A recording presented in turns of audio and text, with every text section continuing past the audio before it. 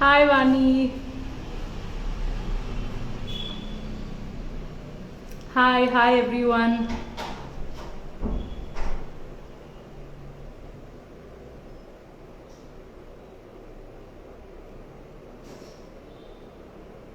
Hello, hi. Hi. Hi.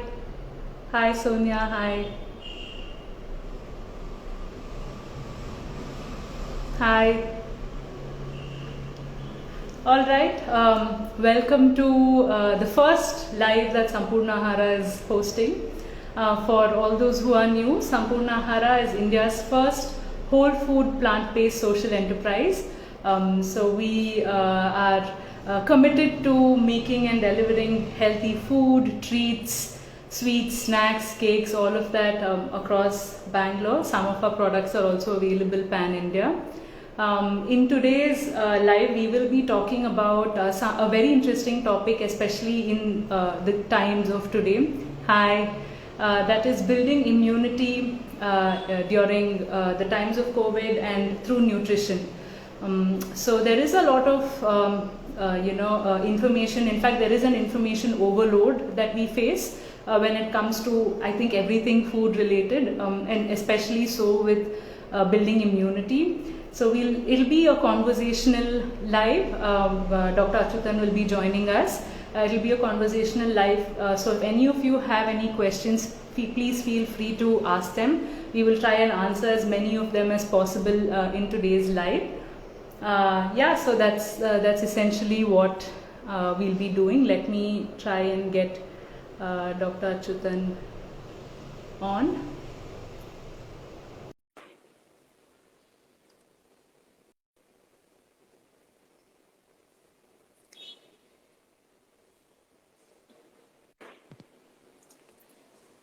Hi.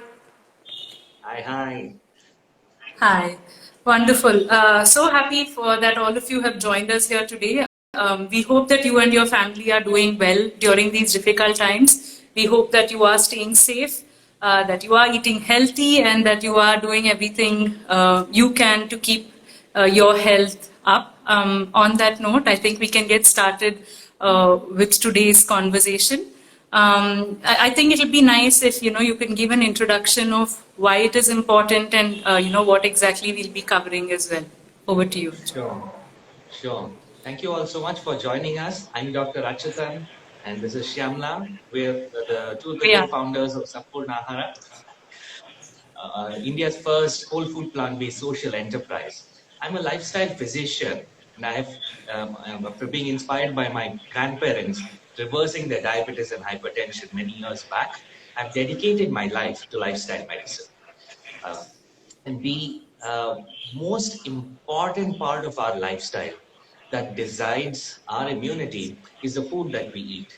Now, when we used to conduct a lot of face-to-face workshops before COVID-19 began, and when we asked people this question, now, what is the biggest thing that your health depends on? 90% of people would say, it's my mind, it's my stress, it's my tension in my life. Now, that's true. Your stress plays a significant role in keeping you healthy. But 80% of the cause for chronic lifestyle diseases comes from the food that we eat.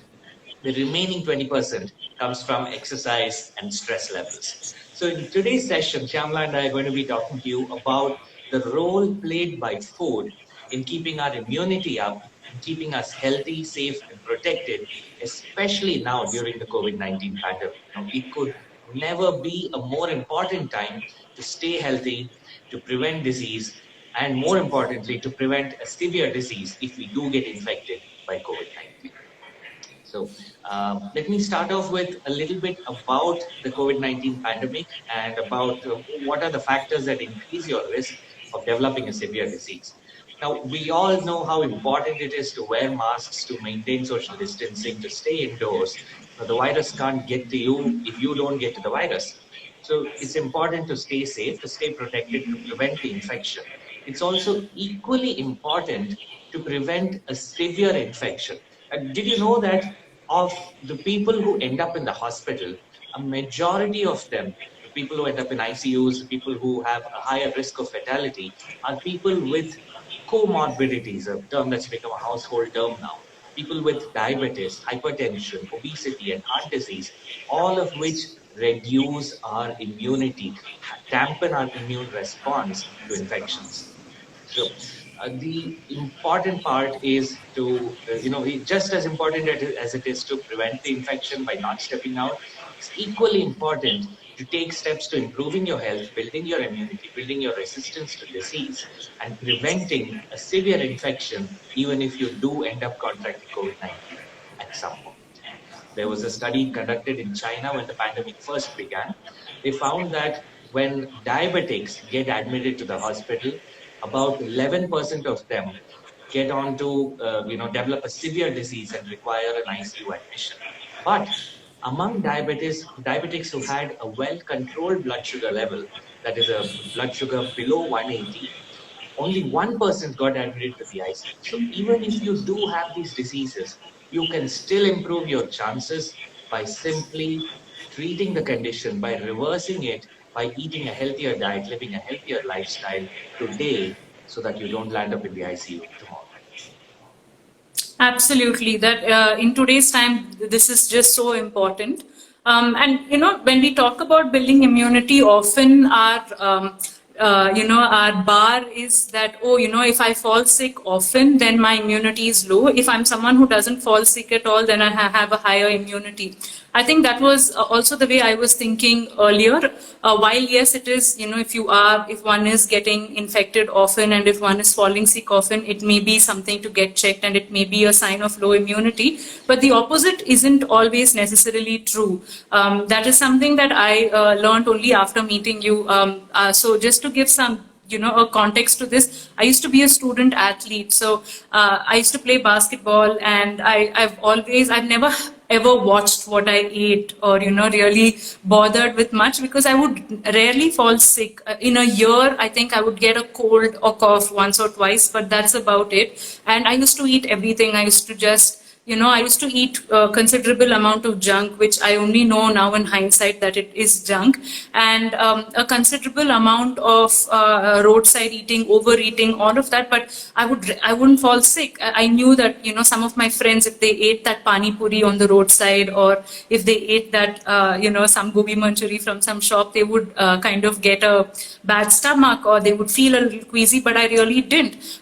It took me years to understand that. Yeah, you not only the whole aspect of, oh, you'll burn it all off, but also understanding that it doesn't mean that just because you're not falling sick, your immunity is amazing, or your yeah, Havani saying double dinner. I used to do that all the time. For me, it took me time to realize that I was healthy despite what I was eating and despite what I was doing, and not really because of it. And I think if you also can talk a little bit about how this works, because a lot of people think this, oh, if you don't, as long as you don't fall sick, it's all fine. Yeah, yeah. See, so I'll put it this way, right? It's easy to even visualize this, imagine this. Your white blood cells are like the police of the body, the army of the body. First of all, the army has to be good. And second, it needs to have the weapons that it needs to protect your body, right? Now, the white blood cells training is taken care of by your genes, yes, but also much more importantly by the food you eat and by the lifestyle that you follow. If we adopt a healthier diet, a healthier lifestyle, our white blood cells tend to be stronger, healthier, better. They're able to do their job more effectively. And interestingly, there are less of them in the body. If you go to a lab and get a blood test for complete blood count or a white blood cell count, there is one parameter called total count or total WBC count. Now, the most labs would set a range of 4,000 to 11,000 for this particular value. But interestingly, if you have a value of 3,000, which is slightly lower than the low end, then that means your immunity is much better than normal. Right?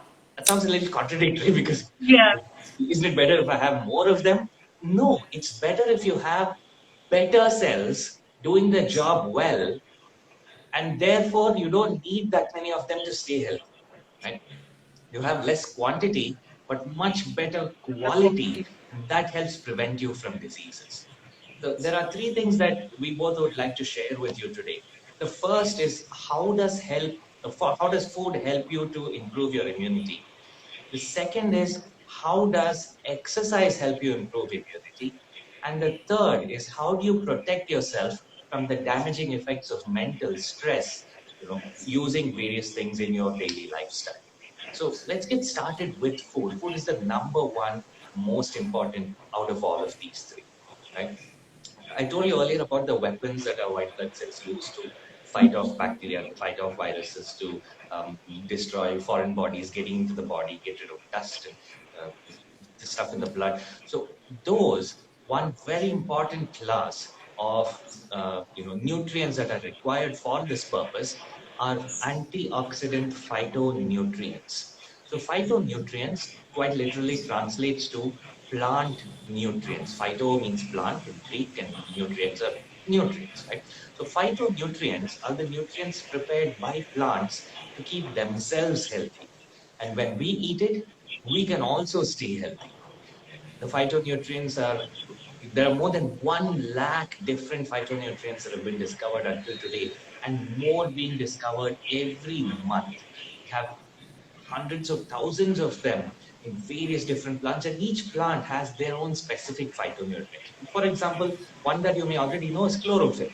Chlorophyll is a phytonutrient that traps sunlight, produces energy. Did you know, and this blew my mind when I learned about it, if you eat green leafy vegetables and then half an hour later stand in sunlight, your body actually produces energy from that sunlight because there's chlorophyll in it now. It's broken That's down to incredible. chlorophyll. Metabolite, it's crazy. The metabolites go to every cell of the body. They get deposited in the mitochondria. They actually sit there, capture sunlight, and crank the engine a little faster. They produce much more energy than we can by ourselves. So we can actually make energy from the sun if we've eaten green leaves. The same way, every single phytonutrient has a specific function that it performs in our body. Some perform a wide variety of functions, like curcumin from turmeric. It's anti-inflammatory, it's anti-carcinogenic, it is, it's antioxidant. It has a wide range of functions, and every food has its own bunch of phytonutrients. So the key here is to consume a wide variety of whole plant foods to get a wide variety of phytonutrients. At the same time, reducing and eliminating food that are going to hamper your immune function. For example, animal foods such as meat, fish, eggs, and dairy products, and processed foods, not just junk and packaged food and uh, food that you normally associate with the word processed, but even ingredients that we use at home, like oil, sugar, jaggery, white rice, maida, and alcohol. Most of you might be thinking, oh my God, what do I eat? Why did I even join this live video?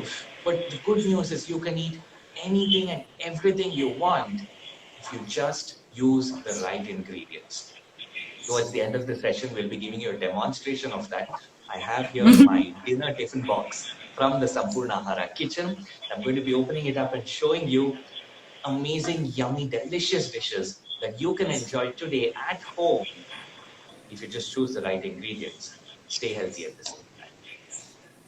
So, Yeah, talking about ingredients, I think, it's a good segue into the next topic that I really wanted to discuss with you. And that is about the whole idea that eating one or two healthy foods or drinking certain kinds of teas or drinking certain herbal drinks, that is what the focus is on, right? When we talk about immunity, everyone's like, oh, but, if you crush some pepper and have that first thing in the morning, or if you have turmeric with milk. So there are certain things that we think that one or two ingredients or one or two juices or one or two teas is the key to better immunity. And I think this is a widespread belief.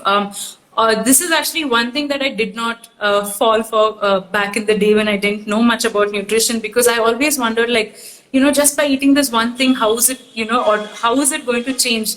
So I think the important thing to know that is that spices are really, really good for us. Their antioxidant content is super high.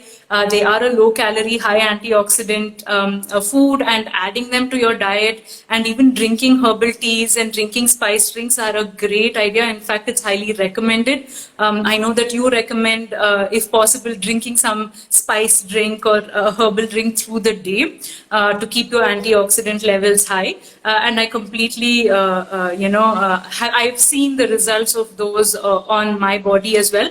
But when we ignore the larger part of our diet, like when we ignore the fact that while those teas and herbs and spices are helping, what are we eating for breakfast, lunch, and dinner, right? Like that's a volume wise a higher volume of food that's going in. So we often think, oh, if I have this detox tea or this immunity tea or whatever, somehow that takes more precedence than the food that we eat. I know that we talk about whole plant foods and the kind of role that they play in building our immunity. Can you also elaborate a little bit, in this discussion so people can understand the scientific, the medical side of things? That why is your everyday meal so important, and why should that take precedence over just one or two changes in terms of ingredients? Absolutely. Uh, so think of it this way, right? We are used to a certain diet. We're used to eating, I don't know, idlis in the morning and sambar rice in the afternoon, chapati dal for dinner. Fine. When we think of foods to boost immunity, we think of adding one specific thing to this diet most of the time. Right. Maybe turmeric milk or herbal tea or an amla or stuff like that. But if your daily meals are unhealthy to begin with, if that's the baseline, then after every single meal for the next 6 hours, your health is going to reduce. Your inflammation in the body is going to get aggravated. Your immunity is going to dip down. Your white blood cells are going to have a tough time fighting off whatever they need to fight off without the tools that they need to do it. Right? For most of us, what stops us is people telling us that, oh, forget about changing your diet. You're not going to be able to do it. Just focus on adding this one thing to your diet, right? But instead of saying, I can't give up this food, a better question to ask would be, how can I eat my pizzas and still be healthy at the same time? We don't think of that usually, right? But try it out, right? How can I eat, fill in the blank with your favorite food, and still be healthy at the same time? Once you answer that question, you can eat all the pizzas, all the burgers, all the sambar rice and pakodas and raitas and cakes and ice creams, everything that you want, and still be healthy at the same time. That's the key to healthy living. If you eat a healthy meal for the next 6 hours, you can measure the improvement in your health by taking a blood test. You can measure it by, so there's a test called flow mediated dilation, where basically you put a blood pressure cuff around your upper arm, you inflate it, cut off blood supply to your arm, and then release it immediately, right, at once.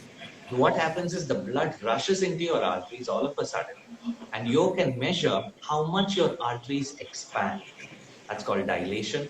And because it's getting dilated with the flow, it's called flow mediated dilation. Every time the heart pumps, blood flows, the arteries expand and then contract back. If your arteries are able to expand well, that means you are at a better state of health. If your arteries are stiff, they are not able to expand, that means you have a lower antioxidant content in the body, in the blood. You have a higher inflammatory response. You have your overall health has diminished for that period of time. And this is dynamic, constantly changes. You eat one unhealthy meal, 1 hour later, your arteries have become measurably stiffer. You eat a healthy meal, 1 hour later, your arteries actually become more elastic. They're able to expand better. You eat a healthy meal for 1 week, you can measure the difference in your blood's ability to fight off cancer cells.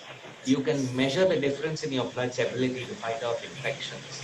Your subjective symptoms improve. People who constantly get coughs and colds and fevers all the time, A lot of my patients, a lot of research that has been conducted shows that all of this tends to improve significantly for most people when you start eating a healthier diet.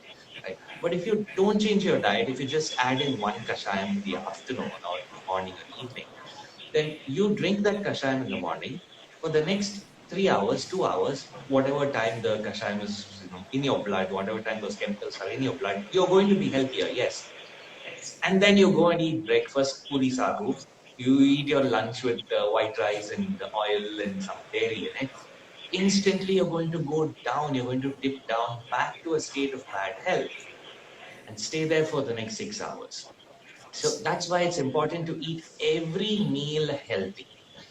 This meal, the meal that you eat now, decides how healthy you'll be for the next 6 hours. If you make every single meal healthy, then you stay healthy throughout the day, every day. Yeah, this is literally you are what you eat, right? It's not just a saying that's obscure. It's so physical. It's literally you are what you eat. Like right from the way your organs function to what happens in your body, the chemicals, I mean, it's just everything. You just that saying absolutely gets a new meaning when we talk about what food does, literally after every meal.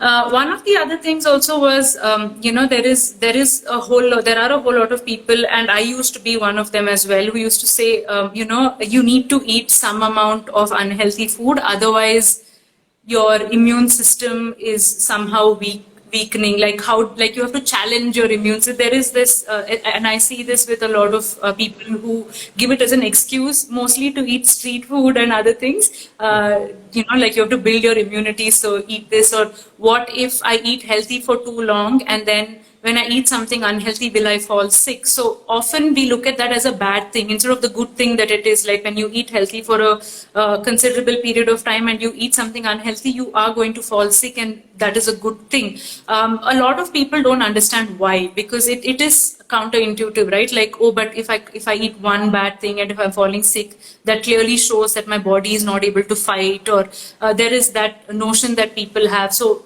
what is the science behind that? What is how would you? Sure, sure. So the immune system does need to be challenged. It needs to be honed. It needs to be trained to get healthier. It needs constant work to do, but not from the food that we eat. That's the key part that a lot of people get wrong. Think of it this way: the food that you eat is money in the bank. Right? You get salary or income, or put money in your account every month, month on month, save it up. That's the food you're eating. The healthier you eat, the more money you get in the bank. The part where our immune system gets trained is the exercise that we do. The better you exercise, right? Every time you exercise, you're going to damage some muscle cells. You are going to give your immune system a lot of work to do. You're going to give your body a lot of repair to do. But it does that repair and emerges stronger. You use the money in the bank to buy the right stuff for your home, for your profession, for your family, for yourself, and you live a better life. Right? That's what money in the bank is good for. You spend it on the wrong stuff, you're going to end up with no money at the end of the day.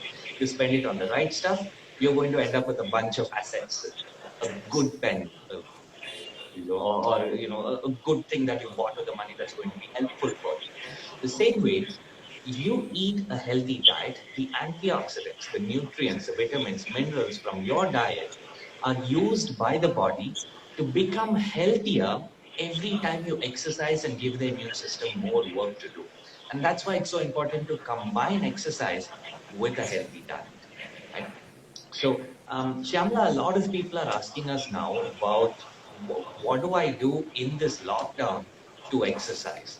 And now we know that exercise is not the number one aspect of weight loss, it's diet. But exercise is a crucial aspect of staying fit and staying healthy, having a better immune system as well.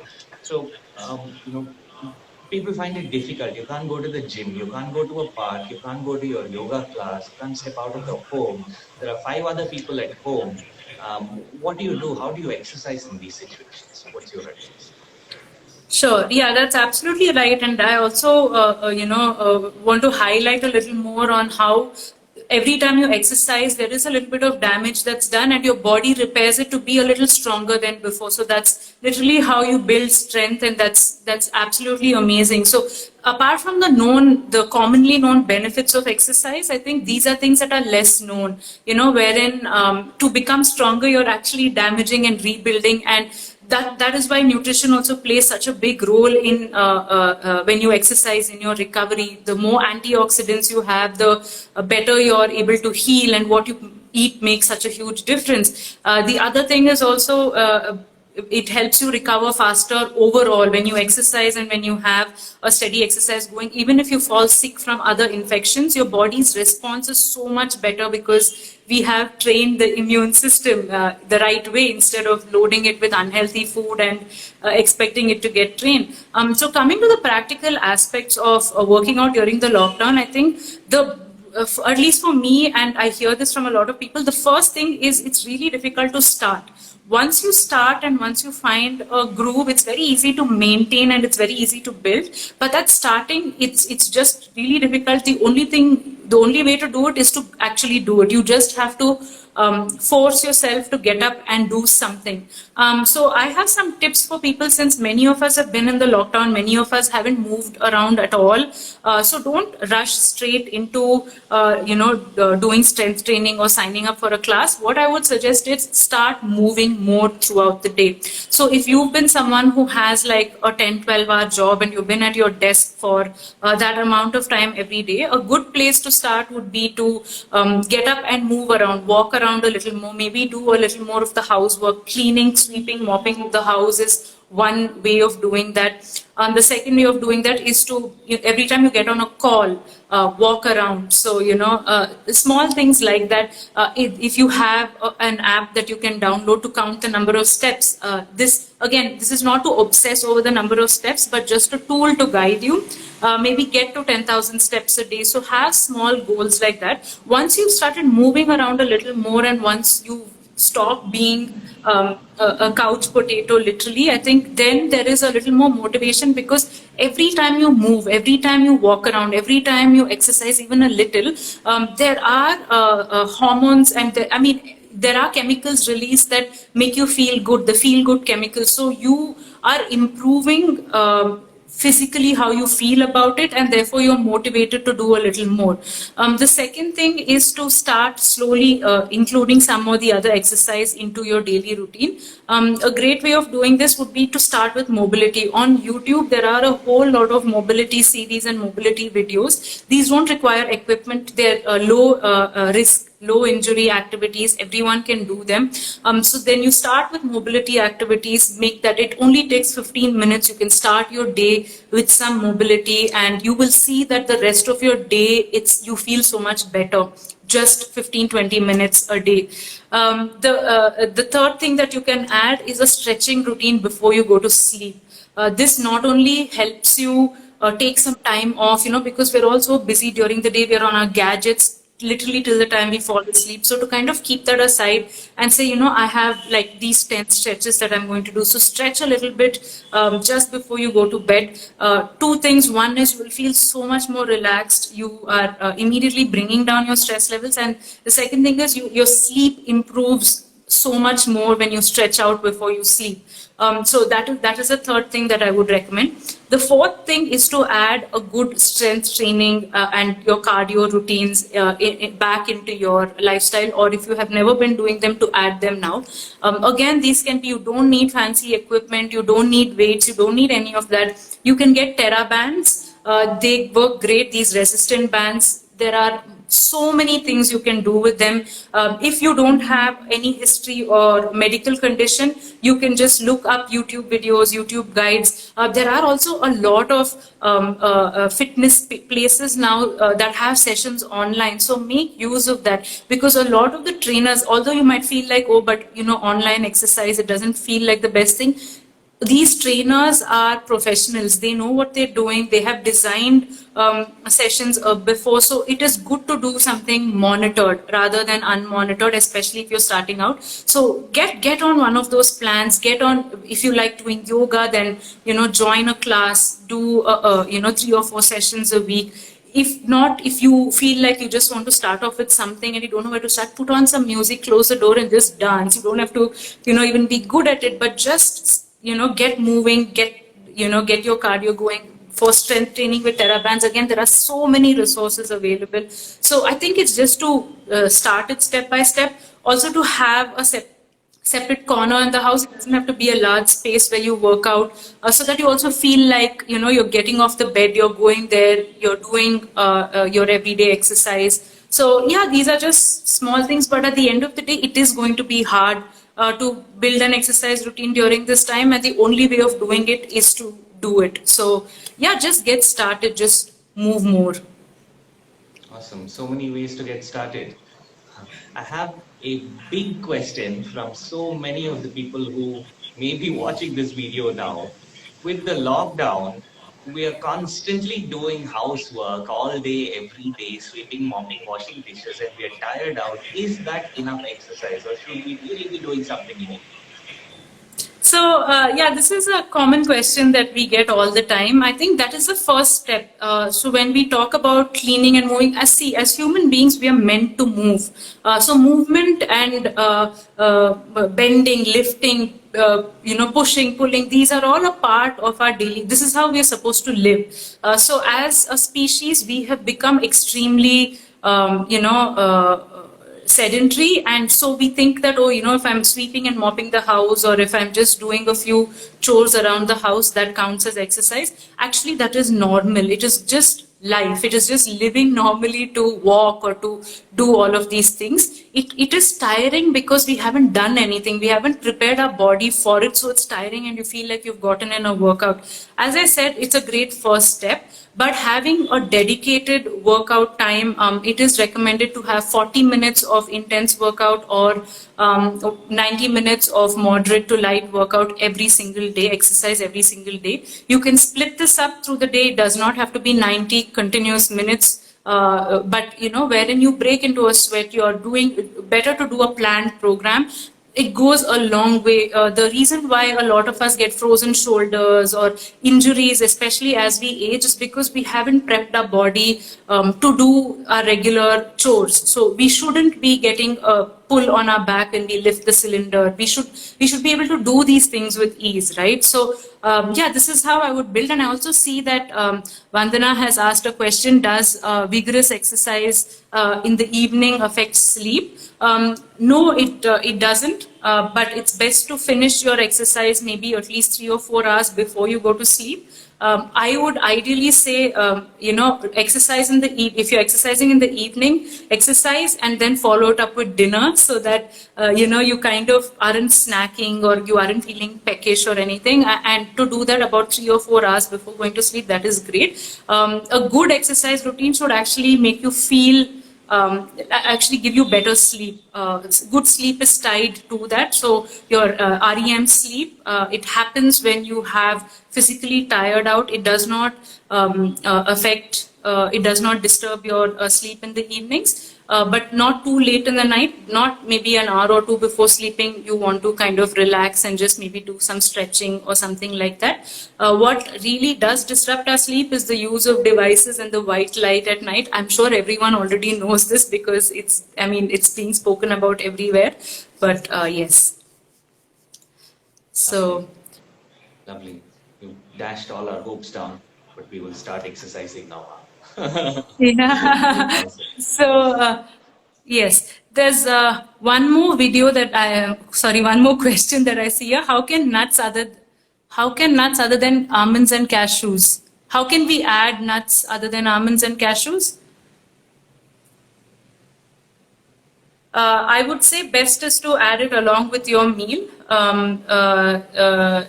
either in form of a paste in your gravies or a powder on your salad, like peanut powder makes for a great salad dressing. Walnuts make for great salad dressings. To include them with your meal is the best, because the fat in the nuts also allow for better absorption of the fat soluble properties in your meal. So that would be the best, but I'm sure you have some other ways of adding it as well. Achyuthan, do you want to talk about that? Sure. No, that's the best way. Instead of eating it by itself, add it to your food so that you absorb your nutrition better. It doesn't need to be a specific nut. Walnuts are the healthiest, but it can be anything: walnuts, almonds, cashews, peanuts, sunflower seeds, flax seeds, watermelon seeds, chia seeds, um, anything, any and all nuts. 30 grams a day is what we recommend. That's what we use at Sampurna Hara for our meals as well. So we spoke about a plant-based diet. We spoke about exercise, and we have the third aspect of building your immunity is mental relaxation. So there are two things, right? One is getting stressed with stressful situations in our life. We'll talk about that. And the second is, what do we do about it? So when you look at, think back to the last time you got stressed or irritated about something, and in your mind, just try to separate out two things, right? One is the stressful situation, the situation that's causing you stress. The second is how your mind responds to that stress, right? If you're in a room and something falls to the floor, two people get very startled, three people are okay, and there's one person who gets upset. The next person goes to help and clear up the mess. We all respond differently in stressful situations. The way our mind responds in that instant, that's not conscious, that's subconscious. And that can be trained through daily practice of mental relaxation. If we train ourselves every single day by practicing conscious relaxation, consciously relaxing your mind, relaxing your body, bringing your mind to a thoughtless state, maintaining it there, then we will have much, much better control of our emotions, of our stress levels when we are in the middle of a stressful situation. My journey into lifestyle medicine, even before I decided to become a doctor, even before I people with without medicines, was by watching my father practice yoga every single day. He practiced meditation, he practiced yoga exercises, and by watching him, I learned, I got my interest in yoga, in naturopathy, and in lifestyle medicine. Yoga is a wonderful way to get started, to practice that deep mental relaxation, and make sure that you're able to not control the mind, but rather train the mind in staying relaxed no matter what happens in your life. The second thing is something that's very interesting. There is one food that has been found to protect your body from the harmful effects of mental stress. And that food, interestingly, is yeast, either in fermented food or as nutritional yeast that you can add to your food, 1 tablespoon a day, or is just sprinkled on your food, or eating some fermented foods like dosa or idli or breads, as long as it's whole grain, has been found to protect your body, protect your immune system from the harmful effects of mental stress. So, meditate and eat a good plate of idli or dosa or your favorite bread with a plant-based cheese, and you'll be able to overcome the effects of mental stress, especially during the COVID-19 pandemic as well. That is so interesting, that yeast of all things plays a role in this. I think another habit that we can all add, which I have been experimenting for the last few weeks myself, is journaling or writing things down in some form or the other. While I haven't really started journaling my thoughts, and I'm still looking into the various benefits of it, I've been journaling ideas, I've been putting together ideas, and I think it's making a huge difference, both because a lot of times we keep these things in our mind, and we kind of it keeps running in our mind. So I feel that when I write it down and when I put it away, it kind of takes that load off my mind. So I'm also looking Out into of the your mind. benefits. Yeah, put it out of your mind, and you know that you can always get to it because it's in a book. It's not like you've forgotten it or you're never going to get back to it. So it's very interesting to learn the benefits of journaling and writing things down, not on a device but actually in a book. And I've been reading about it, and maybe we once the research is complete, we can do a session on that as well. Wonderful. I think there are a bunch of questions that people have asked. I'll try and read as many of them as possible. So a couple of people have asked what is the best time to exercise. The best time to exercise is either early morning or sometime in the evening with a bit of movement added through the day. So it really helps. If you can exercise early morning, we all know, right? Like the minute you wake up, you can just get done with your exercise and get through the rest of your day. Or evening just before dinner would be the best time, I would suggest, because then you don't have to add another meal, or you don't feel peckish after exercise. But having said that, you can exercise at any time provided it is not immediately after eating. So give it a good 2.5 hours minimum. I would say even 3 hours after eating. And then you can get into your exercise. It also depends on the kind of exercise that you are doing. If you're doing something very strenuous, definitely a good 2.5 to 3 hours is a must. If you're just doing some light stretches, you can even do it an hour and a half after a moderately heavy meal. There is the best time, however, early mornings, evenings. Someone has also asked what. Yes, the evening, yes, it is advised to eat. So they're saying it's advised to eat before 7. So what is the best time to exercise? Yes, in fact, it is best to have your dinner before sunset. In what, with the circadian rhythm, in Yes. what is the word I'm looking for? Yeah, in sync with the circadian. In sync with the circadian rhythm. It's like So that your is the body best. has this it's not a mental subconscious thing, but it's a very physiological rhythm that it follows through the day.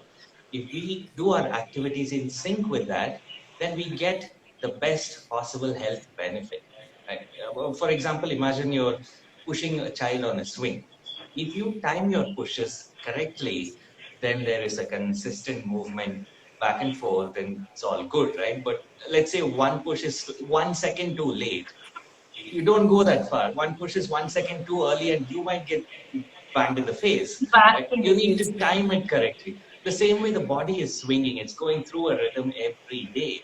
If you eat according to that rhythm, then you get the best possible health benefit. So eating before sunset, before the sun goes down, that's the best time for dinner, which reminds us that Shamla and I are going to be enjoying our delicious Sampurnahara feast in a few minutes. So let me show you what we have for dinner today from our kitchen. And we start off every single meal with a fruit starter. Today's special is Yelaki bananas. We have two of them. And this is a very important first part of every meal that we eat. Um, for multiple reasons. There's calorie density, they're antioxidant rich, low in calorie density, and they're delicious. Then we follow it up with a vegetable salad. Today's salad is baby corn and tomatoes with a nut butter dressing that's completely dairy free and completely delicious, with a special microgreens topping from our sister initiative, Urban Mali Network. Do check them out. You can get microgreens from them if you like. Then we have a tomato chutney, a takali chutney, um, and a and this is our goduma rava upma. So this is basically broken wheat dalia made into an upma with tomatoes and capsicum and onions. It's my grandmother's secret recipe. And to accompany that, we have a kheer kute, which is a greens and dal preparation with moong dal and chana dal, and there is nightshade leaves, the ganike soppu. There are palak, there's amaranthus in there. We have jeera and turmeric powder. There is um, what else? What else have we put? There's pepper. There's a little bit of peanut butter. There are some peanuts also boiled along with it. It's delicious. And to top it off at the end, we have our flaxseed B12 laddu, which we have with every single meal. Day before yesterday, we had a live session for our nutritionscience.in masterclass participants who have, who are completely changing their diet at home by learning plant-based nutrition at home. And one of them was saying that her B12 levels were above 800 when she was a non-vegetarian. Then when she turned vegan a year back, her B12 dropped down to 200. Then in the last 1 month, eating the meals from Sampurna Ahara every day, plant-based meals, and eating the flaxseed laddu, her B12 is back up to 800. It is an essential, crucial vitamin which we fortify our meals with. And so that's our dinner. I also show you a sneak peek into some special dishes that we're preparing that are coming up very soon as a special meal on our website. Now, this is a Palak Pakoda, right? And we made this without using a single drop of oil. So it's not fried. Rather, it's baked in an oven to get that perfect consistency, crispy outside, soft inside, and it's yummy, it's delicious. It has a bunch of palak. It has cabbage. You won't even know that it has cabbage. And with plenty of spices to make it delicious.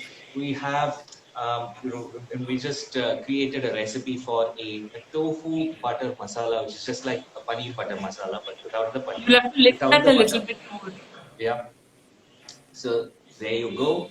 So that's delicious cubes of tofu and a delicious makhni sauce, which tastes fantastic, along with a raita, which I'm afraid of spilling on myself if I tilt any more. But that is a dairy-free raita made from soya curds. It has onions and cucumber and capsicum. And the feedback that we've gotten from almost every single person who has eaten this raita is, oh, it doesn't have curds? I never knew. That's how delicious plant foods can be. That's our goal at Sampurna Ahara, is to help you eat healthier by making healthy food delicious, by making healthy eating easier. All you need to do is change your perspective, is just change your mindset on, okay, let me try eating this. And who knows, you might be surprised at how delicious it all is. Yeah, absolutely. And there's also this whole, because you were talking about plant-based curd, I think there was also a question about probiotics, right? Like we've been eating out for so long, we've kind of gotten into a habit of eating unhealthy food. So how do we kind of reverse the effects of that? What should we do to kind of now make sure that our body doesn't suffer for what we have done? And how do we build great gut health? I think gut health and probiotics is a huge topic.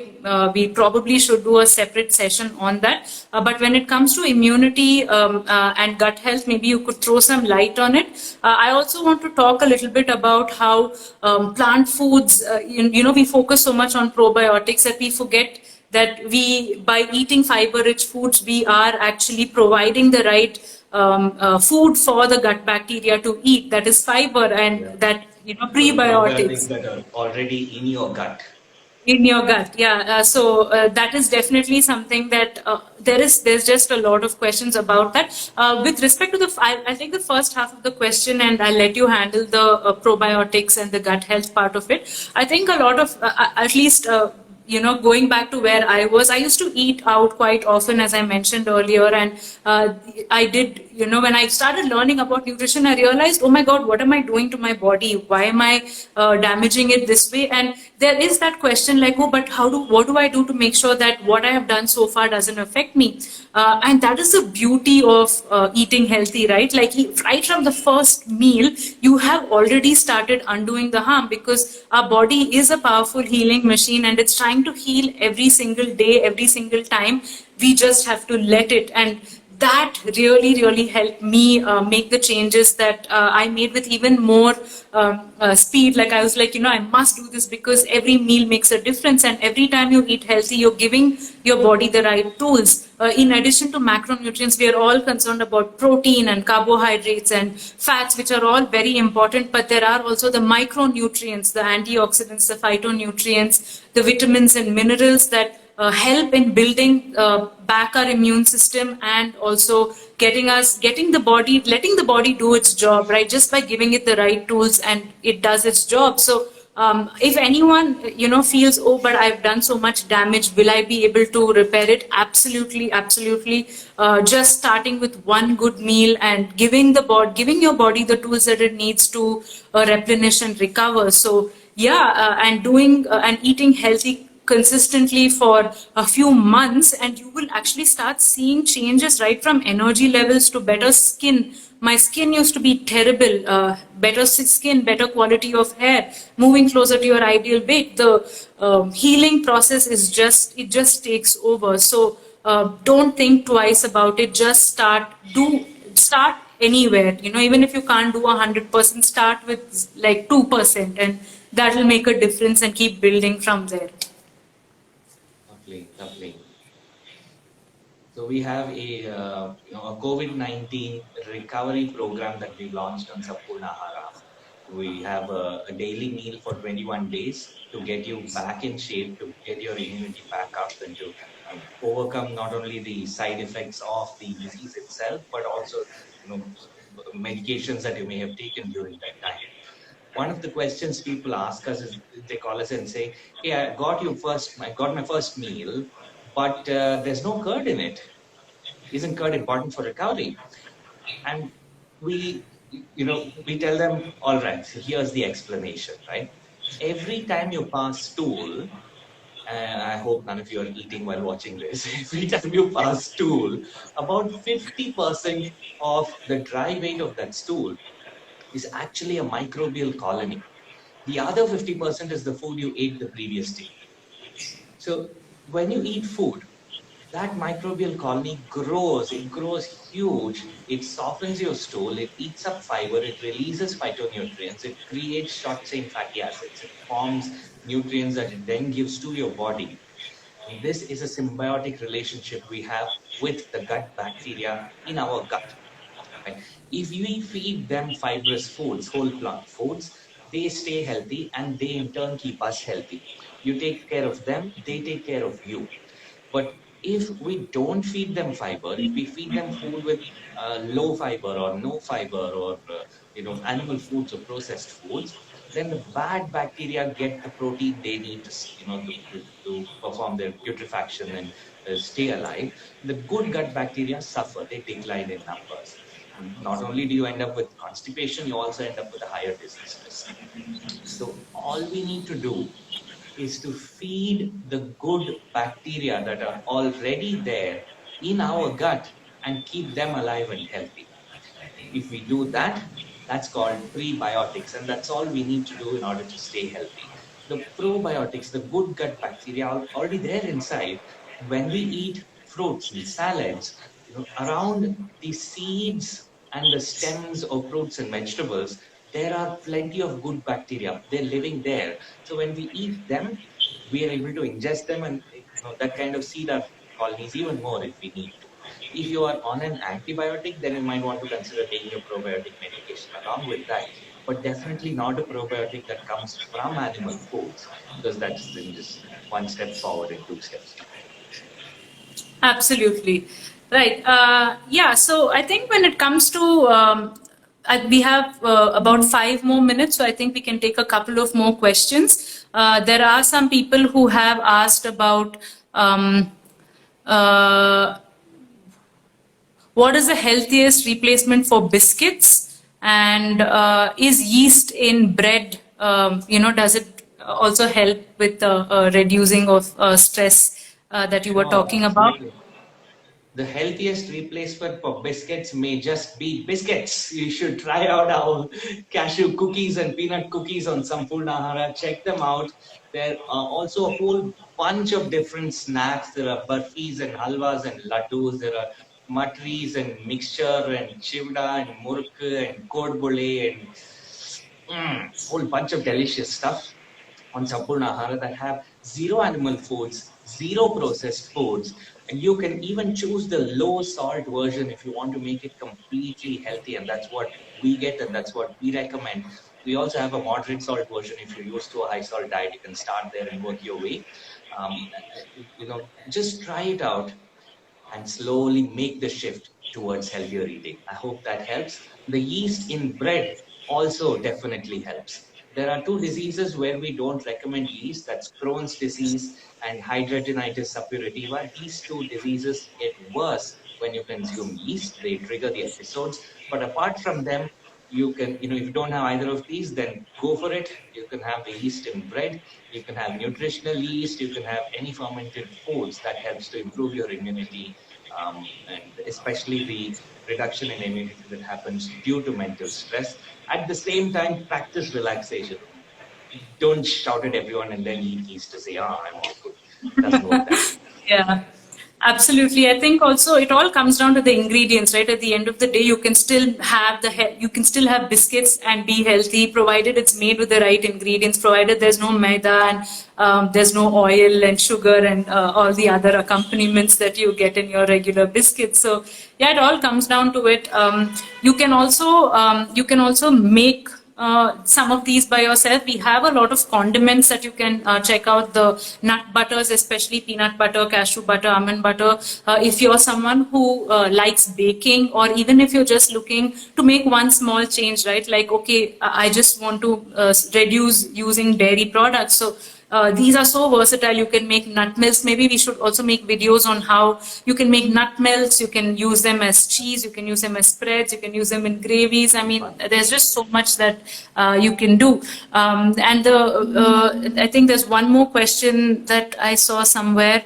What about, so a lot of people ask this, when we talk about nuts and when we talk about the nuts and other seeds and other things, that they are pricey.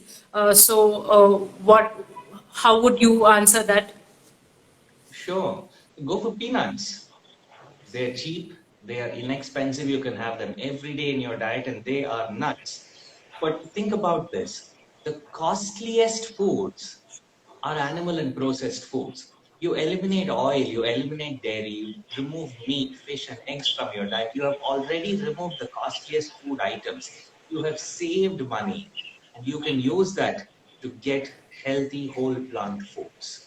Like we have, so two things. One is for the average urban city dweller to afford healthy organic food, when it's whole food plant based, is a lot easier, lot less expensive than to eat a typical diet that contains animal and processed foods. Right? Actually, try this out. Do this calculation for yourself. There have been studies that have assessed this in many places all over the world, and they've come to this conclusion that it is cheaper, not just in terms of hospital bills, but actual food expense itself to eat a healthier diet. Right? Yes, mangoes are costlier than rice, but that's not the comparison we're doing here.